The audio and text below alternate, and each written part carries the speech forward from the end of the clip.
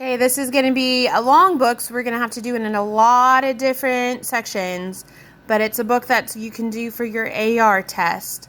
It's called The One and Only Ivan by Katherine Applegate. And it's a 3.6 reading level. And it says, someday I hope I can draw the way Julia draws, imagining worlds that don't yet exist. I know what most humans think. They think gorillas don't have imaginations. They think we don't remember our past or ponder our futures.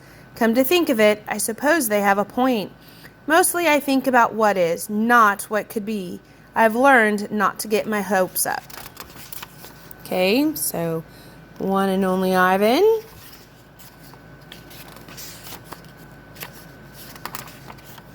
Okay, we have a glossary here, and we've got some words that are a little bit different. So our first one is chest beat, repeated slapping of the chest with one or both hands to make a loud noise. Domain is territory. The grunt, snorting, pig-like noise made by gorilla parents to express annoyance. Meeball, dried excrement thrown at observers. Excrement is poop. 9,855 days. It's an example.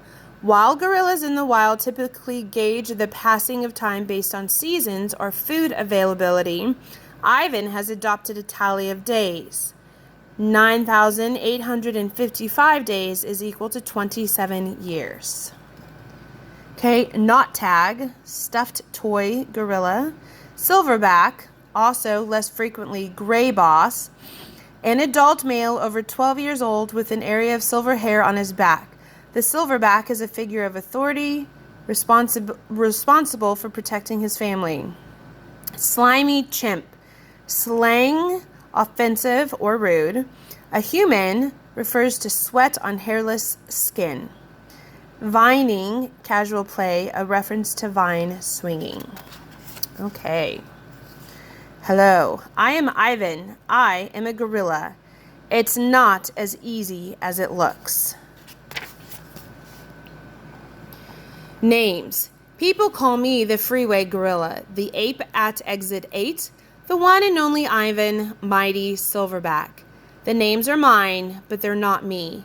I am Ivan. Just Ivan, only Ivan. Humans waste words. They toss them like banana peels and leave them to rot. Everyone knows the peels are the best part. I suppose you think gorillas can't understand you. Of course, you also probably think we can't walk upright. Try knuckle walking for an hour. You tell me which way is more fun. Patience. I've learned to understand human words over the years, but understanding human speech is not the same as understanding humans. Humans speak too much. They chatter like chimps, crowding the world with their noise even when they have nothing to say. It took me some time to recognize all those human sounds, to weave words into things, but I was patient. Patient is a useful way to be when you're an ape. Gorillas are as patient as stones. Humans, not so much. How I look. I used to be a wild gorilla, and I still look the part.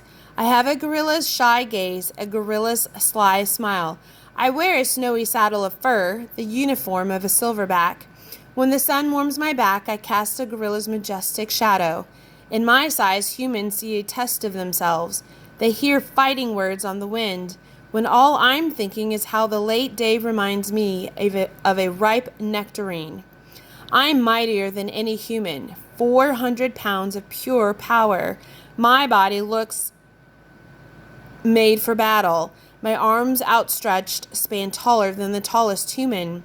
My family tree spreads wide as well. I am a great ape, and you are a great ape, and so are chimpanzees and orangutans and bonobos, all of us distant and distressful cousins. I know this is troubling. I, too, find it hard to believe there is a connection across time and space linking me to a race of ill-mannered clowns. Chimps. There's no excuse for them. All right. The Exit, 8 Big Top Mall and Video Arcade.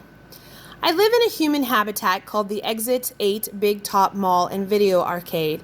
We are conveniently located off I-95, with shows at 2, 4, and 7, 365 days a year. Mac says that when he answers the trilling telephone, Mac works here at the mall. He is the boss. I work here too. I am the gorilla. At the Big Top Mall, a creaky music carousel spins all day, and monkeys and parrots live amid the merchants. In the middle of the mall is a ring with benches where humans can sit on their rumps while they eat soft pretzels.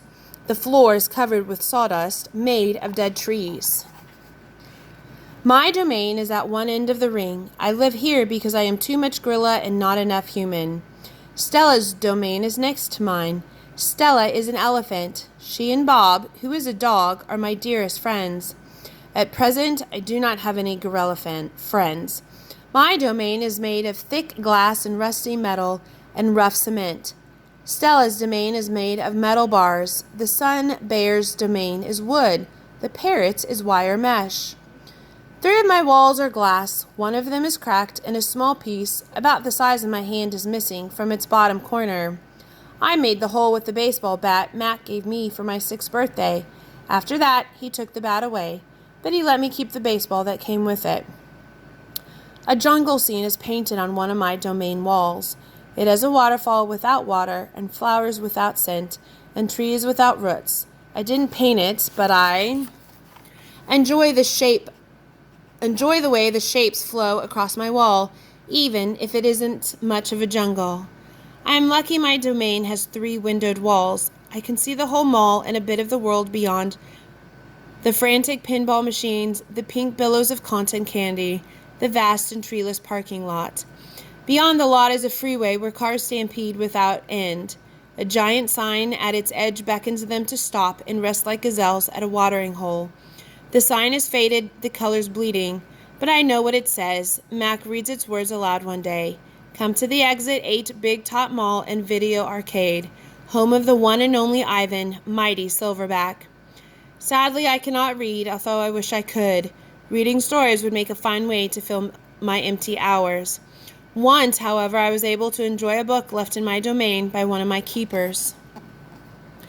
It tasted like termite. The freeway billboard has a drawing of Mac in his clown clothes and Stella on his hind legs and an angry animal with fierce eyes and unkempt hair. That animal is supposed to be me, but the artist made a mistake. I am never angry. Anger is precious. A silverback uses anger to maintain order and warn his troop of danger. When my father beat his chest, it was to say, "Beware, listen, I am in charge. I am angry to protect you because that is what I was born to do. Here in my domain, there is no one to protect." All right, we're going to take a break right there.